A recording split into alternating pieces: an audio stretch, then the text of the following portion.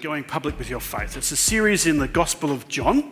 We're working through the Gospel of John. Kenny started us off last week in chapter 1. We're still in chapter 1 this week, and we'll be moving on in the next few weeks through the first few chapters of John, throughout John.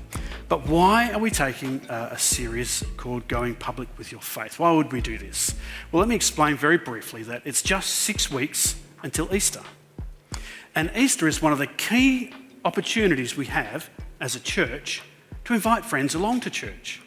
And because Easter is, what's at the centre of Easter? The cross is at the centre of Easter, isn't it? Easter is a prime opportunity for us to be preaching the good news about what Jesus has done for our broken world. And so we're inviting you to invite your friends over the next 6 weeks to be praying about that. Who can I bring to church that weekend? And even beyond that, we're running Alpha afterwards, which is a great way to introduce people to the story of Jesus and the Bible and what it's all about. So we're encouraging you through this series and ourselves, all of us, to be thinking about who can we invite that weekend? Who can we invite along to Alpha? Who can we have a conversation with to just lead them that one step further in their journey towards salvation? So we're having this series Going Public with Your Faith. So start praying about it now, about people you can invite, and start talking to people now about people you might invite along, either to Easter services or along to Alpha, or just to take that next step in their journey of faith.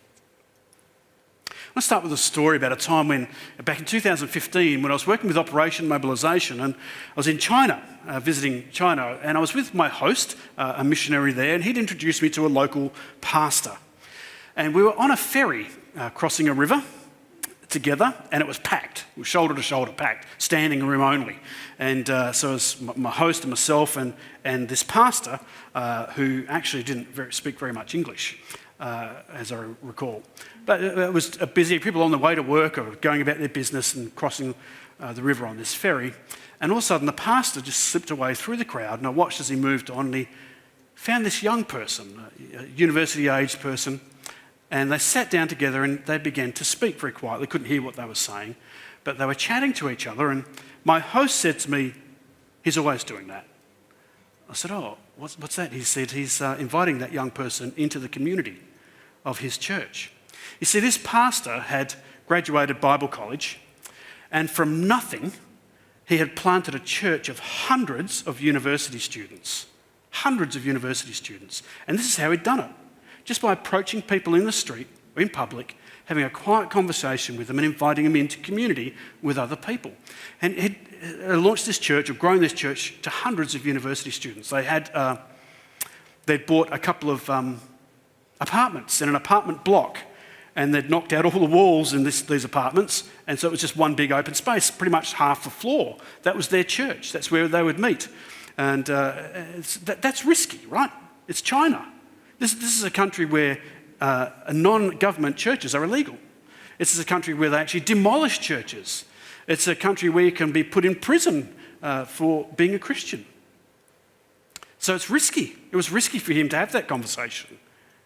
But he did it. He stepped out. He had that conversation with this young person. I don't know the result of that, but this is how he'd planted a church. This is in a country where people are taught from a very young age that Christianity is superstitious nonsense. Where they're taught that Christians in particular, are intellectually inferior because they believe fairy tales. And we thought the ground in Australia was hard to break through. Imagine trying to plant a church in that environment. It'd be pretty tough.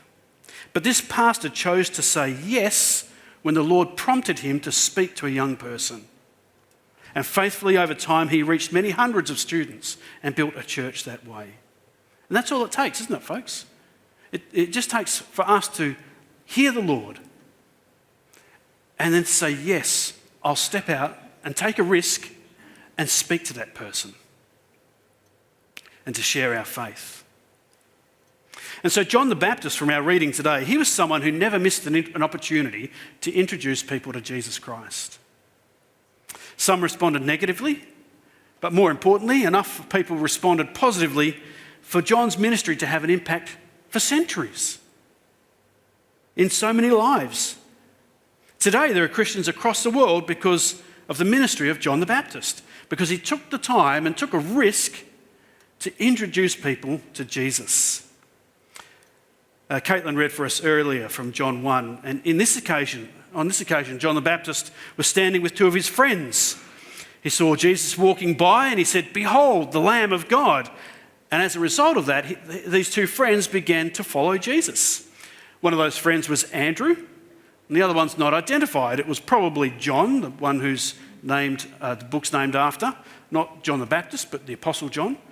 Probably, but we don't know that. But we do know Andrew and an unidentified disciple. Both started following Jesus that day. It's not really surprising because John was continually pointing people towards Jesus. And he had a very high view of Jesus. He said in John 1:27, John 1 verse 27, he said, "The one who comes after me, the straps of whose sandals I'm not worthy to untie." This is how he describes Jesus, that Jesus is someone who comes after John, and he's not even worthy, John's not even worthy to tie up Jesus' sandals. So people must be thinking, wow, this guy's greater than John. Let's go and check it out. And he was happy. John was happy when people left him to follow Jesus. Later on in John chapter 3, verse 30, he said, "He must increase, I must decrease." Jesus must increase, I must decrease. It was about Jesus. So in John the Baptist, we see a true witness, a fruitful witness. He wasn't just interested in himself. He wasn't just interested in growing his own spiritual journey. He wasn't just interested in following in Jesus just for himself. He wasn't interested in growing his own following or building his platform. His focus was on pointing people to Jesus. And the effect of his witness spread out across many lives and even across the centuries. And so this morning I want to take a look at some of these lives that were impacted by John's witness and to look at the difference that one faithful witness can have. I've already mentioned Andrew. One thing we know about Andrew is that he didn't do life alone. Including people in his life was a priority for him. The Bible tells us in 1 John 40 and 42, it says, "Andrew, Simon Peter's brother, was one of the two who heard what John had said and who had followed Jesus." The first thing, get this, the first thing Andrew did was to find his brother Simon and tell him that we've found the Messiah, that is the Christ, and he brought him to Jesus. The first thing he did after following Jesus was to go find his brother Simon Peter and to say, "We found the Christ," and he brought Simon Peter to Jesus. The first thing, see the ripple effect? John says, "Here's Jesus." Andrew goes off, finds his brother, and says, "Here's Jesus." There's the ripple effect. And of course, Simon Peter went on to preach to thousands of people. On one occasion, you remember in the book of Acts, he preached and 3,000 people came to Christ that day. The ripple effect is amazing. We have no idea when we share our faith the impact that we could be having for the kingdom of Christ just by sharing our faith with one person. Our next example is Philip. It says in verse 43, John 1:43, "The next day Jesus decided to leave for Galilee, and finding Philip, he said to him, 'Follow me.'" So Jesus now inviting, "Follow me." And the first thing we know about Philip is that he said yes. He followed Jesus. That's the most important thing we know about Philip. He said yes to following Jesus. Now, most of us have had times, I'm sure, where we've tried to share our faith with someone and they've said no somehow. "I'm not interested," or "That's all right for you, but it's not good for me," or just blatantly no. I'm not interested in that. But you know what no stands for? No stands for next opportunity. N-O, next opportunity, right? Because when our friends say no, we might think, well, okay, I'm just going to look for my next opportunity to ask them again. Or I might look for an opportunity with someone else, the next opportunity with someone else to ask them again. That's all no means, next opportunity. The thing is, as we witness, we will experience times when people say no to us. But if we remain faithful in our witness, we'll also have times when people do say yes. And the ripples of our witness will begin to spread. Our witness will be multiplied. And those are the times that compensate for those times, the dry times when so many people say no to us. And next in line comes Nathaniel. The first thing we know about Nathaniel is that Philip went out to find him and told him, it says in verses 45 and 46, Philip found Nathanael and told him, "We have found the one Moses wrote about in the law, and about whom the prophets also wrote, Jesus of Nazareth, the son of Joseph." Philip says, "Nazareth, can anything good come from there?" Sorry, Nathanael. And then Philip says, "Well, come and see. Come and see." So Philip went out of his way to find Nathanael. And then he said to Nathanael, "Come and see." So John the Baptist witnessed to Andrew. Andrew witnessed to Simon Peter. And then Jesus invited Philip to follow him. And Philip went out and found Nathanael. Are you getting the idea? It doesn't just stop with us, is it? We just got to speak up to one person, to share with one person. And then the ripple effect. We don't know what can happen when we share our faith with one another. The ripple effect of what could happen. When we share the good news with just one friend, we have no idea what that will do, where that will end up, and what effect that's going to have on the kingdom of God. And so my question to us this morning is, how are we going with that? How are we going with that, sharing our faith? John witnessed to Andrew. Andrew witnessed to Peter. Peter witnessed to thousands. Jesus witnessed to Philip. Philip witnessed to Nathanael. But what about us? Well, let me start with this thought. What would happen if John the Baptist, right at the beginning, if John the Baptist had said, "No, I'm not going to do what the Lord wants me to do"? What if Andrew and Peter and Philip and Nathanael, what if they all said, "Well, this is nice. Look at my wonderful new faith. I'm going to follow Jesus." And then they said, "I'm not going to share that with anyone else. This is great for me, but I'm not going to share it with anyone else." What if they said no? What if they said, "I won't go. I won't speak up. I won't share my faith. I won't invite my friend. I'm too busy. I'm too tired. I'm too embarrassed. I just can't. I don't know how. I don't know enough." They're all the excuses that people give me, and I use for myself too, by the way. I'm too busy, too tired, I'm embarrassed, I can't, I don't know how, I don't know enough. But here's the thing, as we look across the world's religions, all the other religions use buildings and idols to tell the story of their God. But our God, the God of the Bible, the Creator God, He uses people to tell His story. He doesn't use buildings. We're Baptists, we know that, right? God doesn't use buildings to tell His story. He doesn't use idols to tell His story. He uses living, breathing human people. His body, the body of Jesus Christ, the church. He uses people to tell His story. He wants to use you and I. And He's given you and I the ability to do that.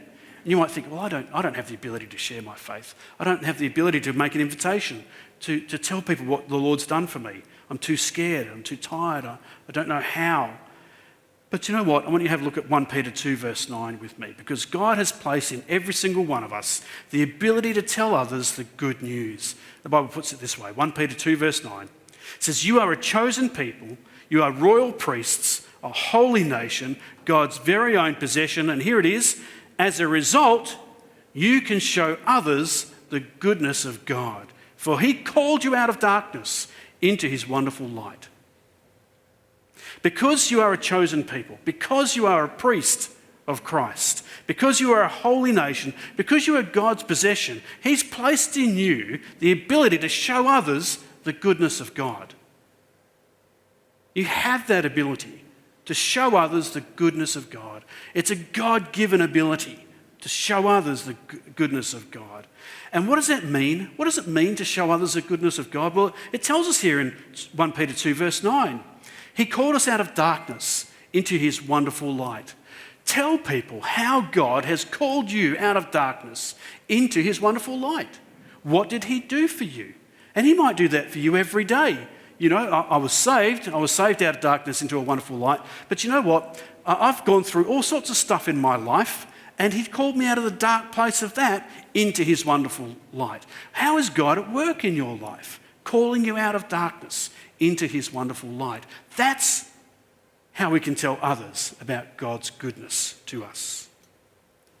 So God doesn't tell His story through buildings and idols. He tells it through people. He tells it through you and through me.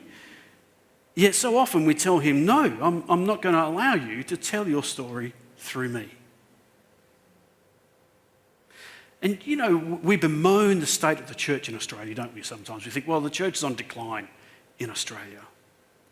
And we say it's on decline because the government won't make the laws that we want them to make. It's on decline because people want to live together in all sorts of kinds of relationships. It's on decline because of hedonism. It's in decline because people are distracted by wealth and money because we're such a wealthy country. And all of those things do impact and distract people from faith. There's no question about that. But by and large, the main reason the church in Australia is struggling today is because too many Christians are saying, no, God, I'm not going to let you tell your story through my life. That's it.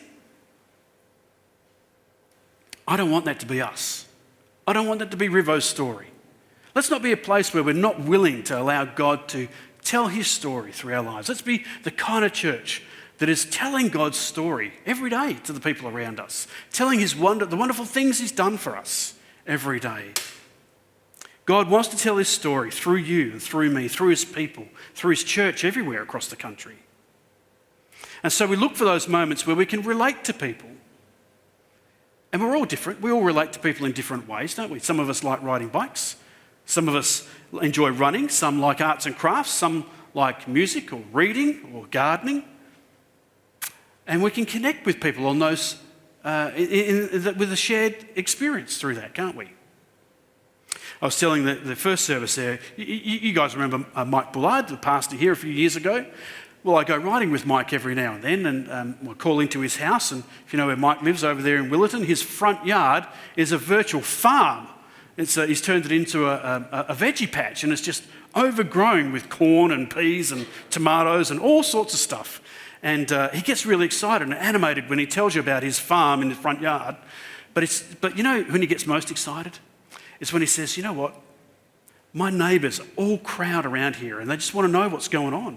How am I going? They all stop when they're walking their dogs. They stop and have a talk and have a chat. They've found something in common where they can connect in relationship. And I think we're losing that a little bit, aren't we? We need to find something we have in common with people, connect in relationship, build relationship, and then look for opportunities to share our faith with people in those relationships. Whatever it might be, we're to relate with people in all those different settings, find that point of connection, open up a conversation, and look for an opportunity to take a risk. Look for an opportunity to take a risk and to step out and to share about your faith and say something like, oh, it sounds like you're going through a really hard time. Can I pray for you? Or would you mind if I pray for you?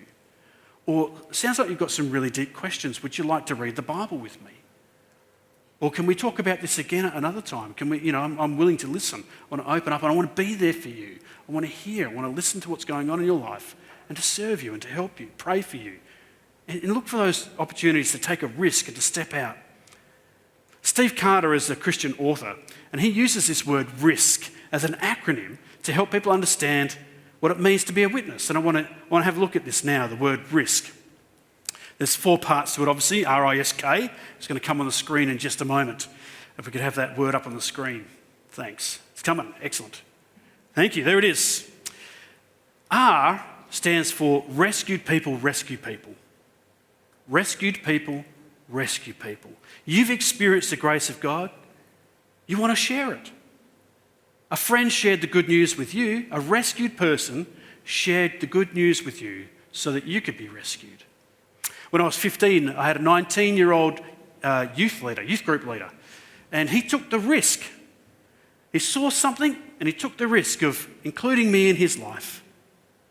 And he was only newly rescued himself. He came from a completely heathen family. He was a brand new Christian himself. And he just invited me out with his friends outside a youth group. They'd go to the beach. He'd bring me up, say, you want to come to the beach with me and my friends? Or we're going to a movie. I remember watching this to tell you how long ago it was. We went to see Footloose. So we're talking like the mid-80s, right? That's a long time ago. He took us to the movies with his friends. But over time, over several months, he included me in his group of friends, his Christian friends. And then eventually he said to me one day, you need to make a decision for Jesus. He put it on the line for me. I knew that. I knew it was coming. But he took the time. He was a rescued person wanting to rescue another person. He'd experienced the grace of God and he wanted others to as well. That's where we've got to go. And then I. So R is rescue people, rescue people. It's what we do. It's who we are. We share the grace of God with others. And then I is about invitational fails, right? So, because we've all had invitational fails. We've all said, would you like me to pray with you? And someone says, no, I don't want you to pray for me. I'm not like that. Or would you read the Bible? Would you like me to read the Bible with you? And they say no. We've all had those invitational fails. I want us to become the kind of church that celebrates invitational fails. Now, stick with me on this. We're not celebrating the fact that people have said no. We're celebrating the fact that you took the risk to speak up. That you thought you heard the voice of God. You heard a prompting from the Lord. Speak to this person. Ask them if they want prayer. Invite them to church, or whatever it is. And you responded in faith to that. Now, the response of the other person saying yes or no or whatever, that's entirely up to them. That's between them and the Lord. But your response was that you respond in faith and you step out in faith and you respond to that prompting and you make the invitation. You take the risk. And we celebrate that. In your life group, share about those stories. Say, look, I invited my friend. They said no this time. I'm going to come back to them next week. But this time they said no. So, as a life group, we'll gather around you and say, well done. You took the risk. You had the faith. You followed the prompting of the Lord and you spoke up to share your faith. I want us to be a church that celebrates those invitational fails because we've had the faith to even make them. So rescue people. We celebrate invitational fails. And then S is for 7 days. This is my challenge to us. We have 6 weeks between now and Easter. I want us to make an invitation to speak about our faith once every 7 days. That's pretty achievable. Just once every 7 days over the next 6 weeks. Hopefully you can do it for the rest of your life. But just at least for the next 6 weeks. We've got Easter, we've got Alpha coming up. Just to be open to make that invitation to invite someone. Can I pray about your situation? Can I pray for you right now? Would you like to read the Bible? Would you like to come to church at Easter? Hey, listen, we've got a course coming up that talks more about the deep questions of life. Would you be interested in coming to something like that? And here's an invitational card. Once every 7 days. Imagine if everyone in our church did that. We'd have hundreds of God stories to tell. We'd have a lot of invitational fails to celebrate. Absolutely we would, wouldn't we? But we'd have lots of God stories about, I heard God, he was definitely telling me to speak up, but look, I've got to know, but I know that means next opportunity. So I'm moving on. I'm going to invite him again next week. And I'm going to keep inviting him every week until I make such a pest of myself that they say yes, or something like that. But I'm going to move on. I'm going to say, you know what? No is no, that's fine. That's their responsibility. But I'm going to move on. Once every 7 days, I'm going to make an invitation. I want a God story. I know God is alive, he's at work, and I want to see him at work in my life and in the lives of others. So once every 7 days, make an invitation to others. And then finally, K. K is kneel in prayer, because all of this is totally worthless, isn't it? Unless we're in tune with God's heart. So we need to be kneeling in prayer. And is this even a priority for you? Are you praying for those people who are around you? Family, friends, neighbours, who are lost, who need hope.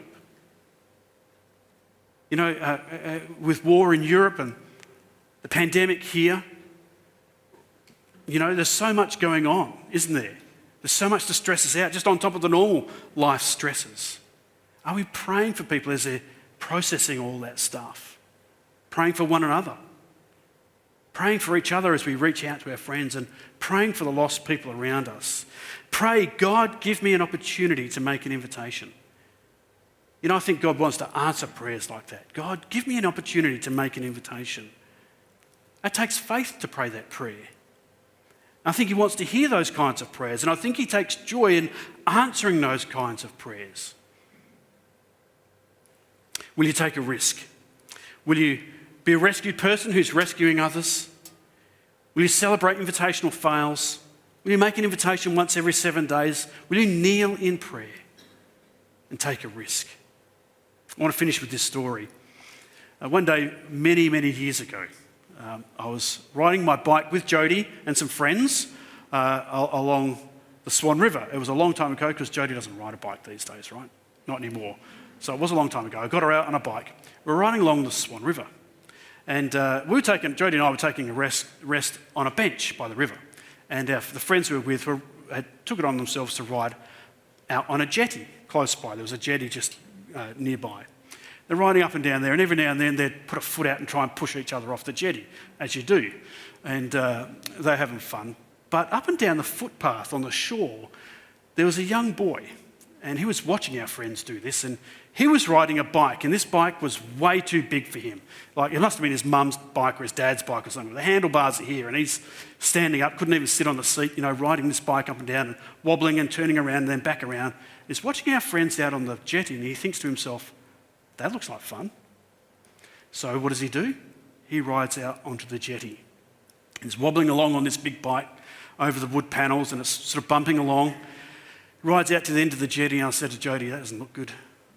That doesn't look good. He got to the end, he sort of wobbled around, and he made it around. I thought, that's impressive. He made it around. Maybe he's going to be okay. And he started pedalling back down the jetty. He got a little bit too close to the edge. The wooden beam that's along the edge there? He just sort of bumped that, and sure enough, splash into the water. Bike, boy, everything in the water. And I thought, okay, that's not good. So we shoot out onto the jetty, and I get to the edge of the jetty, and I'm looking over, and there's nothing. It's just green water. Couldn't see anything down there. And I thought, oh, this doesn't look good. It's not good at all. I don't really want to get in there. But okay. And then next minute, splash, these arms come out of the water. They're flailing around, and the boy's breathing in, trying to get his breath because, he's sinking down there. And I call out to him, can you swim?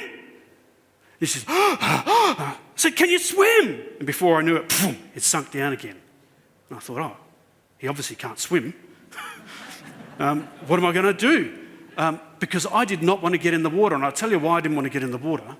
This sounds really shallow, right? I had a brand new pair of leather Nikes on, and they cost me a couple of $100. And I thought, I'm not getting in there ruining my shoes. I didn't think I could have taken them off. It was just adrenaline. And as I'm thinking this, I'm thinking, where's this kid's parents, for goodness sake? Why aren't they here?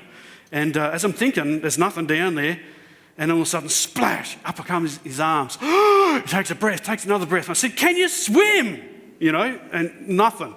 So I reach my hand out, and the tide is out, so it's just too far. I can't quite reach him, and he sinks beneath the surface again. And I think to myself, darn it, I'm going to have to get in. So over the side I go into the water, feet first, shoes and all. I wasn't happy. And I sink down, I open my eyes underwater, and it's just green. You can see like maybe an arm's length in front. And I'm looking around for this kid. There he is, bubbles coming out everywhere. So I grab him around the chest, swim up, we both break the surface, take a breath. By this time my friends had made it out to the end of the jetty, and I lift him up just high enough for them to grab his hands and pull him back up onto the jetty. And then they say to me, now go and get his bike. So I had to go back down and get his bike. Well, why do I tell you that story? No, I don't tell it because I think I'm any kind of hero, because I think anyone here would have done that, right? And you wouldn't have hesitated. I hesitated. You wouldn't have. You would have jumped straight in.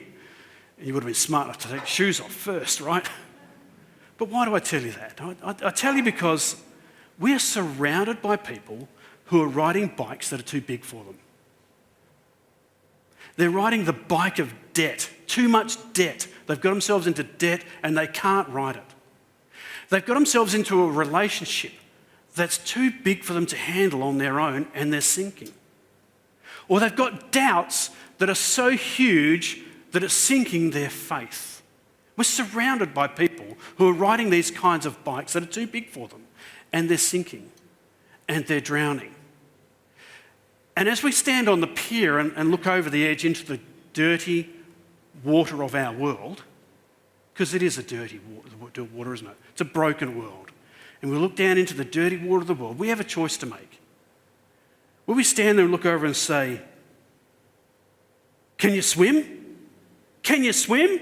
And hope that someone else will come along and help them, or hope that I don't have to inconvenience myself by jumping in the water and being wet for the rest of the day, or ruining my brand new shoes, or the cost that it's going to take us to reach out to a friend who's doing it tough, or who's lost without Jesus? We have a choice. Do we say, can you swim? Can you swim? Or do we take the risk and jump in? I want us to be the kind of church that will take that risk and jump in. Let's pray. Lord, it is hard to share our faith. It's scary to share our faith. And that can be a little hard to understand sometimes because you are such a God of love and a God of grace. We know you're with us. You're ever present with us. We know that you love us and you would never want to embarrass us or put us to shame. But Lord, I ask, Lord, would you in the next few weeks even, just once every 7 days, give us an opportunity to share our faith, to open up to another person about the good news of Jesus Christ. Whether it's a simple, can I pray for you? Or a full-on invitation to church at Easter or Alpha to explore more. And even if we get a no, Lord, give us the courage and the bold faith to make the invitation anyway. We ask it because we want to see the ripples of your kingdom spread out from our own lives, from our own church, into the hearts and lives of lost people who have got so much going on in their lives, they don't even know they're sinking. And we know, Lord, your heart is for these ones too, for the lost. So increase our love for the lost, Lord. Help us to have a heart for them, to see the desperate situation people are in, and to, in compassion and grace, reach out with the good news of Jesus. And in his name we pray. Amen.